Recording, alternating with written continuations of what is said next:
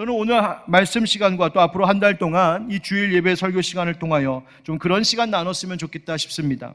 평소에 묻고 싶었던 것, 특별히 처음 교회에 나오셨거나 처음 신앙생활 하시려는 분들이 가질 수 있는 여러 가지 질문들에 대하여 성경은 뭐라고 말하는지, 우리 기독교인들은 무엇을 믿는지, 왜라고 하는 그 질문과 함께 말씀 나누려고 합니다. 바로 그 첫 번째 질문이 오늘 설교 제목이기도 한 왜 인생이 외로운가요? 라고 하는 질문입니다. 아유 목사님, 저는 전혀 외롭지 않아요. 저는요 외로울 틈이 없었어요. 저는 인생이 뭐 외롭다? 그런 생각 해본 적이 없어요. 저는 늘 만족해요. 라고 하시는 분 여기 계시면 좀 푹 주무셔도 괜찮습니다. 안 들으셔도 괜찮아요. 그런데 인생이 그렇지가 않잖아요. 인생이 외로울 때가 있습니다. 참 외롭다 할 때가 있습니다. 오늘 성경에 나오는 예수님의 말씀의 표현을 빌리자면 고아처럼 외롭게 느껴질 때가 있습니다. 바쁜 일상과 수많은 사람들 사이에서 정신없이 그렇게 부딪히면서 살아가는데 문득 뒤돌아서서 생각해보면 결국 나 혼자네 하는 마음이 들어서 그 홀로 버려진 듯한 외로움에 괴로워할 때도 있습니다.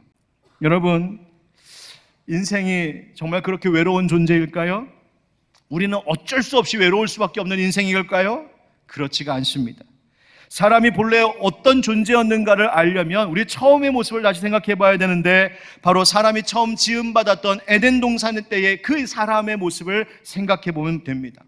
하나님께서 아담을 지으셨지요. 아담이라고 하는 이름은 인류 최초 에덴 동산에 하나님 지으신 그 사람의 고유명사 이름이기도 하지만 흙으로 지은 사람이라고 하는 일반 명사가 되기도 합니다. 하나님이 사람을 지으셨어요.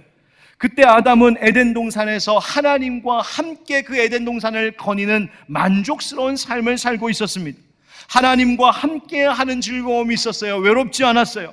심지어 하나님께서는 아담이 혼자 사는 것 좋지 않게 보이셔서 그를 도울 수 있는 배필로 하와 여인을 지어주셨죠. 하나님이 짝지어 주신 그 여자 하와와 그는 외롭지 않았습니다. 다시 말하면 아담은 하나님 때문에 외롭지 않았고 하나님 베풀어 주신 선물 때문에 외롭지 않은 참 좋은 삶, 충분히 만족스럽고 행복한 삶을 살았던 거예요. 그것이 바로 하나님이 인간을 지으신 본래의 모습이었다는 말이에요. 하나님이 인간을 외롭게 지으시지 않았습니다. 그런데 아담과 하와가 선악과를 따먹는 죄를 범하죠. 그 결과가 뭐였습니까? 에덴 동산에서 쫓겨나는 것이었어요. 이것은 바로 죄가 하나님과 인간 사이를 분리 단절시켰음을 이야기하는 겁니다. 여기서부터 문제가 시작되었어요. 바로 인간에게 하나님과 단절되자, 하나님과의 관계가 끊어지자 인간에게 외로움이 물밀듯 밀려오기 시작합니다. 아무리 많은 사람들과 함께해도, 아무리 많은 것을 소유하고 누려봐도, 아무리 세상 좋은 것 다 즐기며 살아도 인간은 어쩔 수 없이 외로운 존재가 되어버렸다는 거예요. 죄가 그렇습니다. 죄는 10명, 100명, 1000명, 10,000명 수많은 사람들이 함께해도 한 인간을 외롭게 만드는 것이 죄입니다. 왜 그럴까요? 하나님과 함께해야 만족할 수 있도록 지음받은 그 인간이 하나님이 없이, 하나님과 상관없이 하나님을 느끼지 못하고 하나님과 관계하지 않고 살 때 그 외로움이 밀려올 수밖에 없는 것이죠.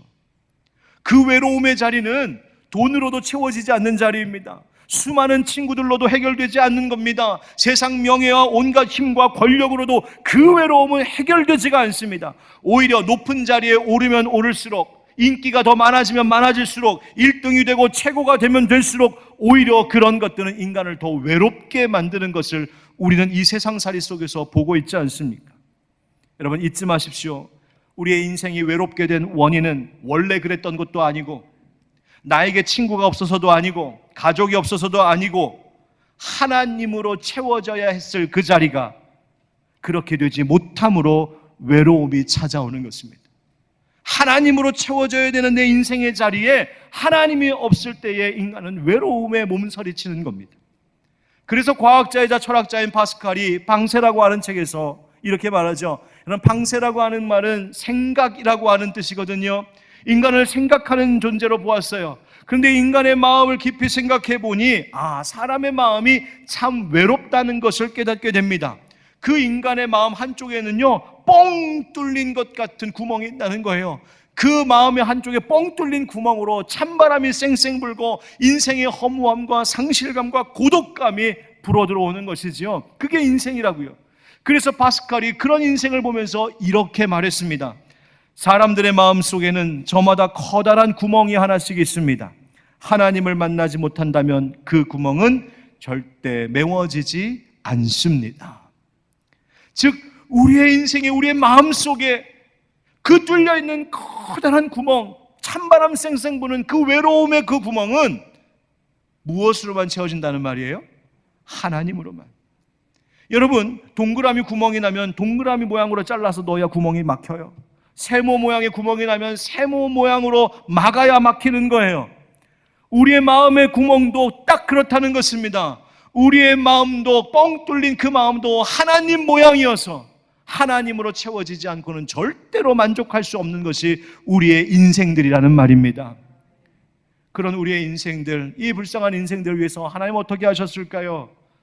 바로 하나님께서 하나님의 아들이신 우리 예수님을 보내주심을 믿습니다. 그 예수님으로 만족할 수 있도록, 그 예수님으로 우리의 빈자리를 채울 수 있도록 하나님 보내주셨고, 그리고 오늘 말씀해 보니까 우리 예수님은 또한 그 예수님의 거룩한 영이신 성령님을 보내주셨다고 말하고 있습니다. 오늘 16절 말씀에 이렇습니다. 내가 아버지께 구하겠으니 그가 또 다른 보혜사를 너희에게 주사 영원토록 너희와 함께 있게 하리니. 18절 내가 너희를 고아와 같이 버려두지 아니하고 너희에게로 오리라. 아멘. 이 예수님께서 제자들에게 하신 말씀인데요, 왜 이런 말씀하셨냐면 이제 곧 예수님께서 십자가에 달려 돌아가시게 되었는데 이 사실을 알고 제자들에게 알려주셨어요. 여러분, 이 제자들 어떤 사람들입니까? 예수님만 믿고 따라온 제자들입니다. 다 버리고 예수님만 따라왔어요. 그런데 이제 예수님이 십자가 지시고 돌아가신다, 예수님 우리만 남겨두고 떠나신다, 우리 어떻게 해야 되나? 그 마음속에 걱정과 불안, 근심, 염려가 막 물밀듯 밀려오는 것이죠. 그런데 그때 예수님께서 약속하시는 거예요. 걱정하지 마라, 두려워하지 말아라. 내가 너희를 고아와 같이 버려두지 않겠다고. 너희들의 인생을 그렇게 외로움에 던져지지 않게 하겠다고 약속하시는 거예요. 여러분, 성경이 기록될 당시에 이 고아라고 하는 말은, 여러분 우리는 보통 어머니 아버지 다 돌아가셨을 때 혹은 다 잃었을 때를 그 고아 이렇게 이야기하지만, 여기서 고아라고 하는 말은 아버지만 없이 자란, 즉 과부의 자녀까지도 그 당시에는 고아라는 말로 불렀어요. 고대 사회에서 아버지가 없다는 말은 나를 안전하게 지켜줄 울타리가 없는 그 불안한 인생이라는 걸 말하는 것이었어요. 그래서 아버지가 없으므로 사회에서 큰 불이익도 당할 수 있다는 사실을 이야기하는 말이 고아라고 하는 말이었어요. 도와줄 사람도 없고, 나를 대변해줄 수 있는 사람도 없고, 인생 상담해주고 조언해주고 밀어줄 사람도 없고, 때로는 위로해주고 격려가 필요할 텐데 그러지도 못하고, 그래서 하나님께서 그런 고아, 그런 과부에 대해서 늘 말씀하신 것이 내가 그들의 남편이 될 것이고 내가 그들의 아버지가 될 것이라고 하나님 약속하신 것이죠. 그러면 어떻게 그렇게 하실까? 오늘 예수님 말씀하시는 걸 보니까 내가 또 다른 보혜사를 보내겠다 말씀하십니다. 신앙생활 처음 하려고 하시는 분들한테는 이게 무슨 소린가 하실지 모르겠어요. 보혜사, 우리 한자 말인데요, 보자는 보전하다 할 때 보자고요, 해는 은혜 해자입니다. 그러니까 은혜를 지키시는 분이라는 말이에요. 은혜를 지켜주시는 분이다. 헬라어 원어 성경을 보면은요, 파라클레토스라고 되어 있는데 이 말은 곁에서 나를 도우시는 분이라는 뜻이에요. 성령님 어떤 분이시냐면 협조자이시오, 우리를 위로하시는 위안자요, 나를 대변해 주시는 분이요, 나를 도와주시는 헬퍼, 돕는 자라는 말입니다. 여러분, 바로 그런 분이 성령님이시네요. 그런데 예수님이 그냥 보혜사 보내주시겠다 그렇게 안 하시고요, 또 다른 보혜사 보내주시겠다 이렇게 말씀하시죠. 그럼 원래 또 하나의 보혜사가 계셨다는 말인데요, 그게 누구냐 하면 바로 예수님이세요. 여러분, 예수님 때문에 우리가 하나님 주시는 그 위로와 사랑을 경험하며 살아가는 거예요. 여러분, 교회 다니는 사람들이 기도할 때 항상 기도 끝에 예수님의 이름으로 기도드립니다, 항상 그러면서 기도를 끝내죠. 그냥 아멘하고 끝나면 안 되나? 꼭 왜 예수님의 이름으로 기도해야 되나 싶으실 텐데요, 예수님의 이름으로 기도해야 되는 이유, 그럴 수밖에 없는 이유가 있어요. 여러분, 우리가 하나님 앞에 뭘 감히 구할 수 있는 그런 자격이 안 되거든요. 거룩하신 하나님, 의로우신 하나님, 완전하신 하나님, 그 하나님 앞에 이렇게 죄 많고 허물 많은 인생이 뭐 구할 게 있다고 하나님 앞에 이것도 주세요 저것도 주세요 할 수 있겠어요? 그런데 감히 하나님 앞에 나아갈 수 없는 이 죄인인데 그런 나를 위하여 예수님께서 십자가에 달려 죽으심으로 그 은혜를 힘입어 우리가 하나님 앞에 설 수 있고 그 은혜를 덧입어 내가 하나님의 자녀라고 말할 수 있는 것이요. 그래서 그 예수님의 이름 때문에 기도할 수 있는 거예요.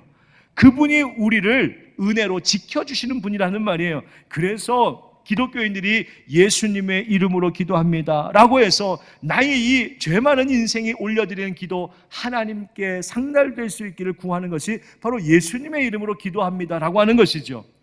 그래서 예수님의 보혜사이셨어요. 나를 도우시고 위로하시는 분. 그런데 이제 예수님께서 십자가에 달려 돌아가시고 부활하시고 이제 하나님 아버지 계신 천국으로 다시 승천하시면 이제 제자들은 고아처럼 외로운 인생, 버려지는 인생인가? 아니라는 거예요. 이제는 예수님의 영이신 성령님을 또 다른 보혜사로 우리에게 보내주셔서 그 성령님이 우리와 함께 하시고 우리를 돌보신다고 약속하신 것인 줄 믿습니다.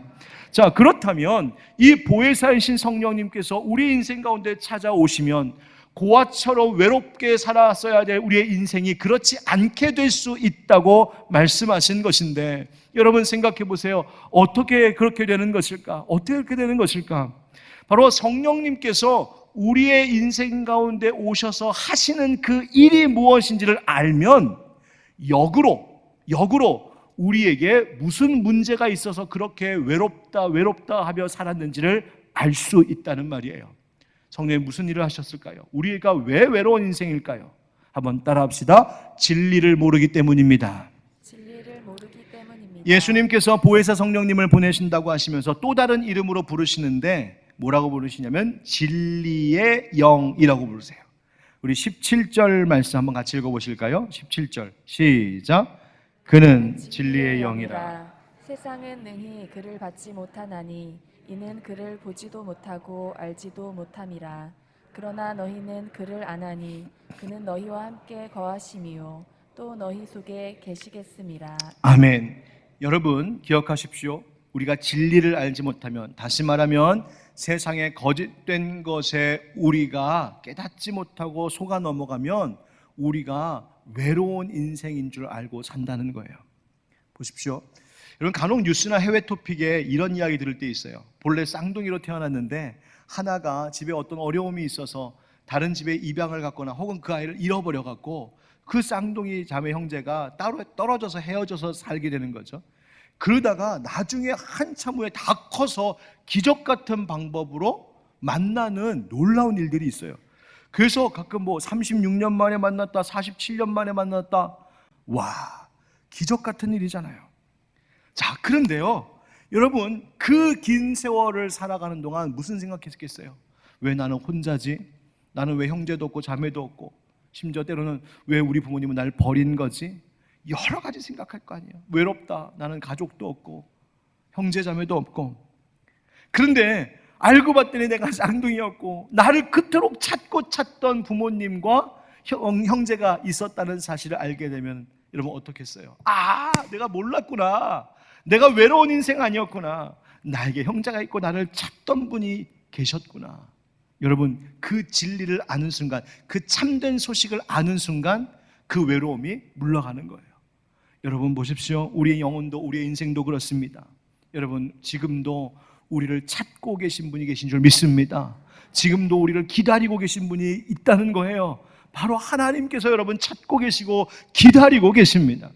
그래서 여러분 진리를 알면 하나님이 나를 그렇게 사랑하시는 것을 알고 하나님이 나를 그렇게 찾고 기다리고 계신다는 것을 알고 살면 세상의 어떤 일 속에서도 외로움 이기며 살 수 있는 것이죠. 바로 이 놀라운 사실을 깨우쳐 주시려고 예수님이 보내주신 분이 누구시다? 진리의 영이신 성령님이시라는 거예요. 그 진리는 무엇일까? 예수님 말씀하셨어요. 내가 곧 길이요 진리요 생명이시라고요. 진리의 영은 바로 예수님 알게 하시는 분이에요. 성령님이 예수님을 알게 하시는 거예요. 예수님을 통한 하나님의 사랑이 뭔지를 알게 하신다는 말이에요. 여러분 세상은요 예수님 말씀하신 것처럼 진리를 거부합니다. 진리, 절대적 진리 그런 게 어딨어? 다 상대적인 거지. 여러분 정말 그렇습니까? 아닙니다. 그렇지 않습니다. 이 세상이 전부인 줄 알고 살면 우리는 무엇이 진리인 줄 모르고 사는 것이요, 그 인생은 언제나 방황할 수밖에 없고 외로울 수밖에 없는 것이죠. 여러분 기억하십시오. 오늘도 예수 믿는 자들에게 성령님 오셔서 세상 거짓에 미혹당하지 않고 참 진리를 깨닫게 하심으로 하나님, 내 인생이 그저 외로운 인생, 원래부터 외로웠던 인생이 아니라 나를 하나님이 그렇게 사랑하시고 나를 하나님이 그토록 찾고 기다리시는 하나님 앞에 존귀한 존재라는 사실을 깨닫는 여러분들의 인생 되길 주의 이름으로 축복합니다. 그래서 예수님 요한복음 8장 32절에 말씀하셨죠. 진리를 알지니 진리가 너희를 자유롭게 하리라. 아멘. 우리의 진리와 생명 되신 예수님 만나면, 진리의 영이신 성령님을 알면 인생의 모든 근심불안, 염려의 모든 올무들을 다 끊어버리시고 우리를 진정한 자유와 기쁨 가운데로 하나님 인도해 주실 줄 믿습니다. 여러분, 우리의 인생이 외로운 이유가 두 번째 또 있습니다. 따라하시죠. 죽음이 앞에 있기 때문입니다. 죽음이 앞에 있기 때문입니다. 여러분, 성경에서 가장 장수한 사람이요 969세까지 살았던 무드셀라입니다. 야, 진짜 인간이 그렇게 오래 살 수 있어? 성경이 우리에게 그렇게 증언한 말을 믿는 거죠. 그런데 누가 그렇게 오래 살았냐? 야, 되게 오래 살았네. 그것을 깨닫는 것보다 이 족보를 읽을 때에 깨달아야 될, 성경에 이것이 기록되어 있는 이유가 있습니다. 성경에 보이는 모든 사람들, 그 족보의 이름들을 볼 때마다 무엇을 깨닫는 겁니까? 아, 이 사람도 죽었고 저 사람도 죽고 다 죽었구나. 다 죽었구나. 심지어 969세를 산 무드셀라도 결국은 죽었구나. 인생은 낳고 태어나고 죽고 그게 인생이구나. 그거 깨달으라고 하나님께서 성경에 족보를 주신 거예요. 인생은 죽을 수밖에 없는 존재. 여러분, 인생은 죽음을 피할 수 없어요. 그래서 살아있는 동안 아무리 좋은 것 있다고 해도, 아무리 많은 것 누린다고 해도 내게 있는, 내 눈앞에 있는 이 죽음의 문제 해결하지 않고는 그 삶은 절대 불안할 수밖에 없어요. 그 불안함이, 그 죽음에 대한 공포가 우리를 항상 외롭게 만드는 것입니다. 19절 말씀, 예수님 이렇게 말씀하십니다. 조금 있으면 세상은 다시 나를 보지 못할 것이로되 너희는 나를 보리니 이는 내가 살아있고 너희도 살아있겠음이라. 아멘. 여러분, 예수님께서 십자가에 달려 돌아가실 것을 말씀하고 계신 거예요. 그래서 세상 사람들은 예수님 보지 못하게 될 것이라고요. 그런데 예수님 신기한 말씀하시죠. 너희는, 즉 너희 제자들은, 나 예수 믿는 너희들은 여전히 나를 볼 수 있을 거야 말씀하시는 거예요. 내가 살아있고 너희도 살아있겠습니다.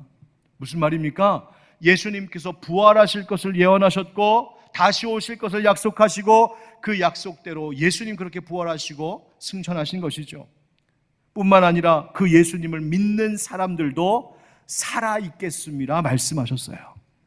여러분 어떤 인생 살기를 원하십니까? 정말 살아있는 것 같은 삶 살기를 원하지 않으십니까? 저는 목사이다 보니까 장례식을 참 많이 치릅니다. 그런데 여러분, 그리스도인들의 장례식은요 정말 다릅니다. 믿지 않는 자들과는 완전히 다릅니다. 분명히 사랑하는 가족이 죽고 사랑하는 부모님이 돌아가시고 사랑하는 형제자매가, 사랑하는 친구가 죽었는데 그 슬픔 중에도 기쁨을 말하는 사람들이 그리스도인들입니다.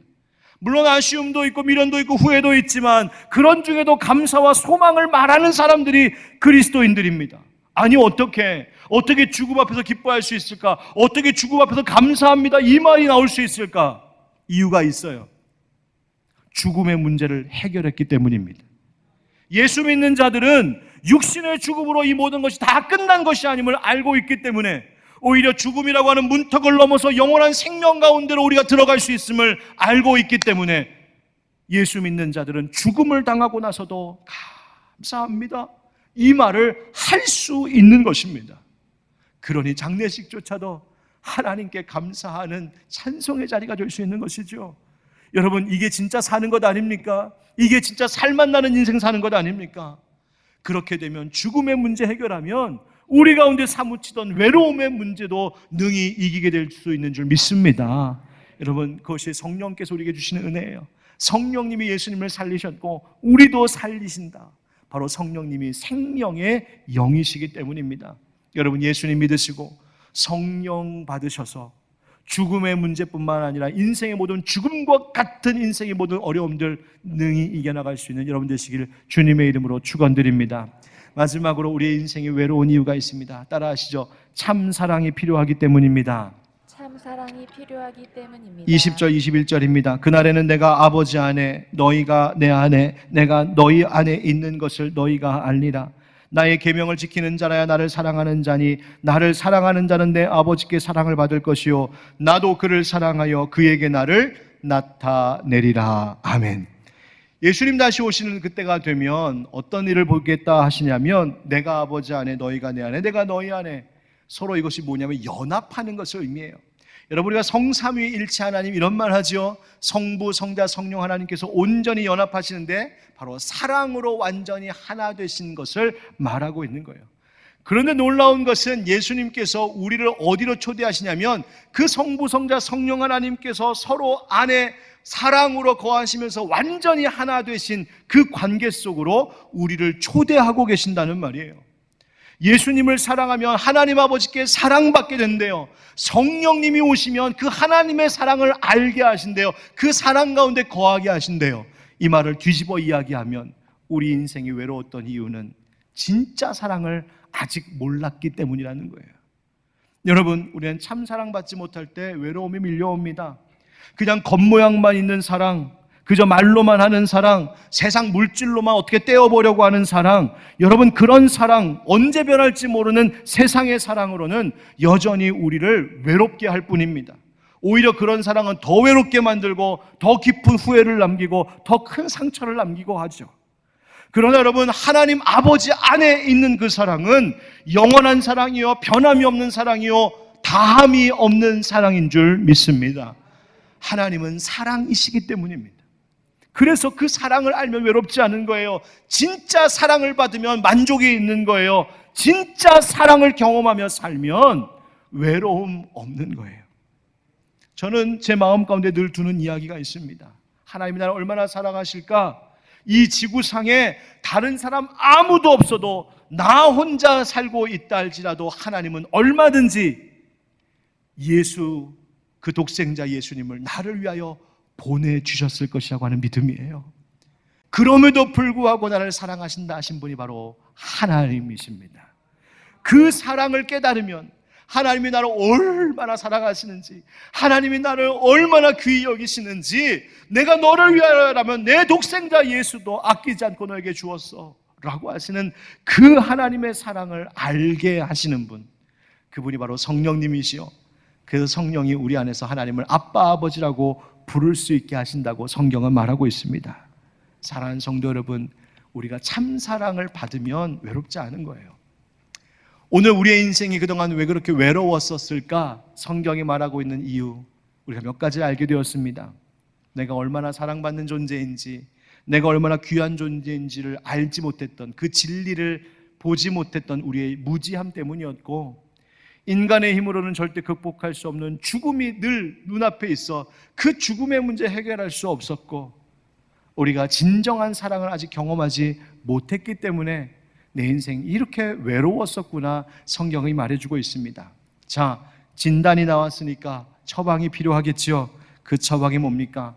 바로 예수님이 보내주시는 그 진리의 영, 생명의 영, 사랑의 영이신 성령님과 함께 살면 우리의 인생 외롭지 않고 주님과 함께하는 기쁨이 넘치게 될 줄 믿습니다.